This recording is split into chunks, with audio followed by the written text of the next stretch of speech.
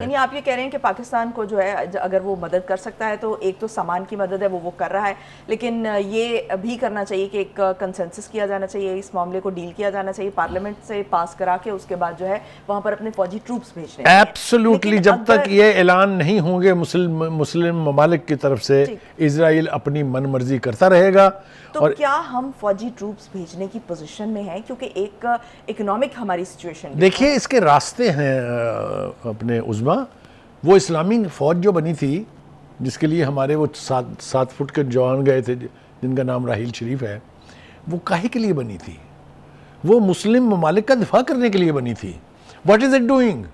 Y can't we ask or urge the Saudi leadership کہ please ان کو کہیے کہ وہ اب لڑے ان کی خاطر۔ یمن میں تو جنگ ہو سکتی ہے ان کے ذریعے، اسرائیل میں کیوں نہیں ہو سکتی؟ غزہ کا دفاع کیوں نہیں ہو سکتا؟ یہ تو میں نے بتایا آپ سے کہ وہ بات جلد چل نکلے گی تو پھر دور تلک جائے گی۔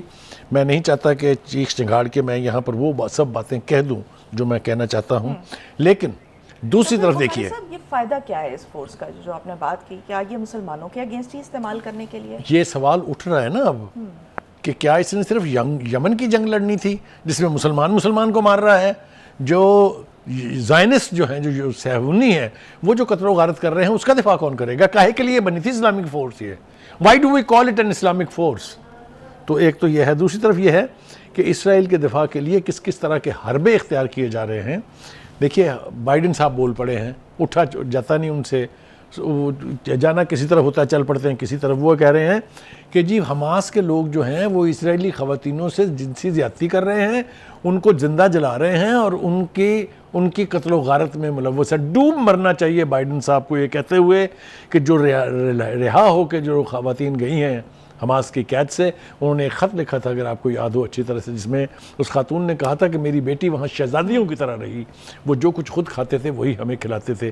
کیا وہ آنکھیں کھول دینے کے لیے کافی نہیں ہے؟ اس طرح کا ایک واقعہ نہیں ہے، بہت ساری ایگزامپلز ہیں، ویڈیوگرافی ہوئی ہے، ویڈیوز پر لوگوں نے یہ بات کی ہے کہ ان کے ساتھ کس طرح۔ تو میرے خیال سے اٹس اباؤٹ ٹائم کہ کسی نہ کسی کو کہنا چاہیے کہ بائیڈن صاحب ہوش کے ناخن لیں، آپ یہ اپنی بکواس بند کریں، یہ لغو گفتگو جو آپ کر رہے ہیں کوئی اس کے اوپر کان نہیں دھرے گا، کیونکہ حماس کی یہ روایت نہیں ہے۔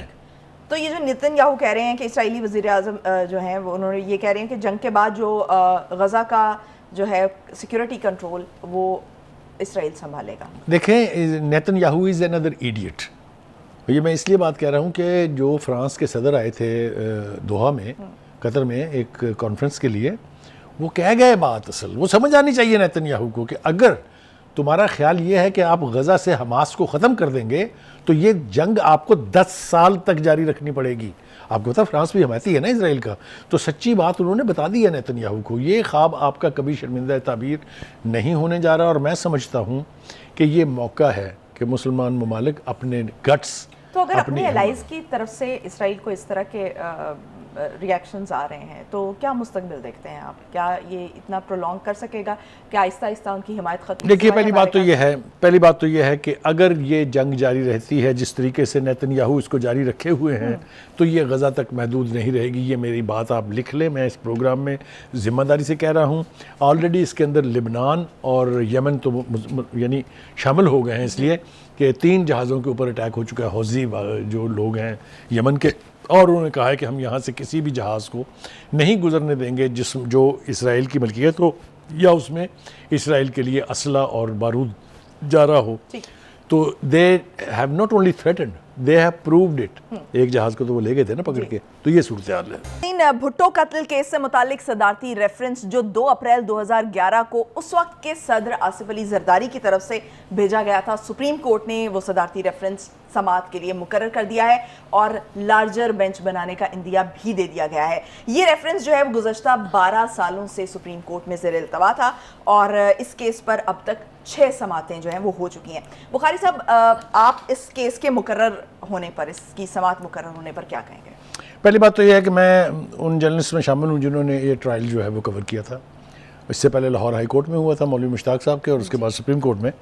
تو میں نے یہ ہیئرنگ سنی ہوئی ہیں، میرے پاس اس کے حوالے سے بہت مواد ہے جو کسی اور پروگرام کے لیے اٹھا رکھتے ہیں۔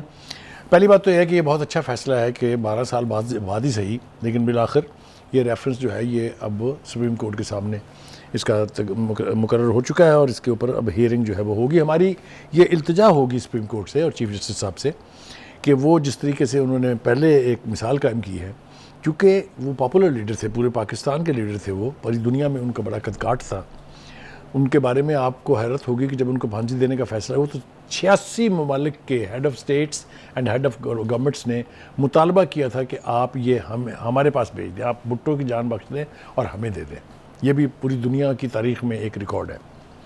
دوسری طرف جناب اس کو بعض ازاں جوڈیشل مرڈر قرار دیا گیا. جتنی بھی جورسپروڈنس کے انسٹیٹیوشنز ہیں دنیا بھر میں، جتنے بھی دنیا بھر میں بڑے جورسپروڈنس کے ایکسپرٹس ہیں یا جورسٹس ہیں، ان سب نے کہا کہ اٹس اے جوڈیشل مرڈر. کیوں کہا انہوں نے یہ ضروری ہے شیئر کرنا اپنے ساتھیوں کے ساتھ.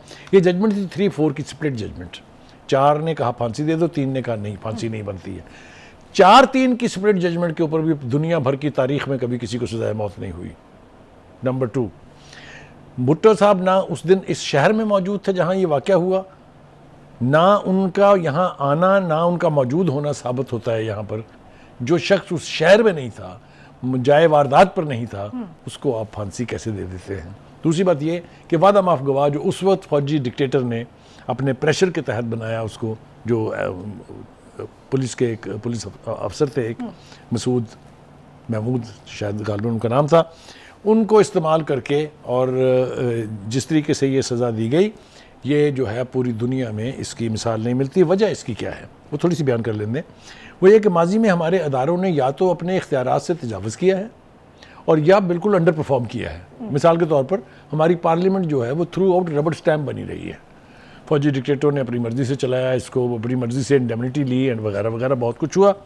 تو ایک بات تو پھر میں بڑے وثوق سے آپ کو یہ کہہ رہا ہوں کہ اگر یہ ٹرائل ہوتا ہے open, fearless, fair and independent, تو نہ صرف یہ کہ ہماری عدلیہ کی ساکھ بچ جائے گی، بلکہ جو خاندان ہے بھٹو صاحب کا، جنہوں نے سفر کیا فوجی ڈکٹیٹر کے ہاتھوں، ان کو بھی ایک طرح کا یہ ریلیف ضرور ملے گا کہ جس جرم کی سزا میں ان کو پھانسی دی گئی وہ غلط تھا، وہ ایک سازش تھی، وہ ایک انٹرنیشنل سازش تھی. اب آپ مجھ سے ذرا اگر جلدی سے پوچھ لیں کہ یہ اب بالآخر ہوا کیوں؟ ہوا اس لیے کہ اس نے پاکستان کو نیوکلیر پروگرام دیا تھا. امریکہ اس کے سخت خلاف تھا. امریکہ نے اس کو سبق سکھانے کے لیے، ایک مثال بنانے کے لیے الٹیمیٹلی ان کو ایک فوجی ڈکٹیٹر کے ہاتھوں پھانسی کے تختے تک پہنچایا. یہ ایک بدترین مثال ہے ہماری تاریخ کی. لہٰذا ہم توقع رکھتے ہیں کہ قاضی فائز عیسیٰ صاحب اس کا ایک لارجر بینچ کے ذریعے، جتنا لارجر بینچ جس نے سزا دی تھی اتنا ہی لارجر بینچ کے ذریعے اس کی جو پروسیڈنگز ہے وہ عوام الناس تک اس کو ایکسیس دے، تاکہ لوگوں کو پتہ چل سکے کہ کس طریقے سے ایک فوجی ڈکٹیٹر نے پاکستان کے قوانین کا مذاق اڑایا. صاحب یہ اس کی سماعت جو ہے مقرر ہونے کا امکان ہے اگلے ہفتے، تو اگر یہ مقرر ہو جاتی ہے تو عدلیہ پر اور اس طرح کے جتنے بھی فیصلے ہیں اس پر کیا اثرات مرتب؟ دیکھیے، اگر ابتدا میں ہم اپنا قبلہ درست کرنے کی خاطر یا اپنی عدلیہ کا جو اعتماد ہے وہ بحال کرنے کی خاطر صحیح سمت میں چل پڑتے ہیں، تو پھر جتنے بھی فیصلے ہوئے ہیں ان کو ریڈو کیا جا سکتا ہے.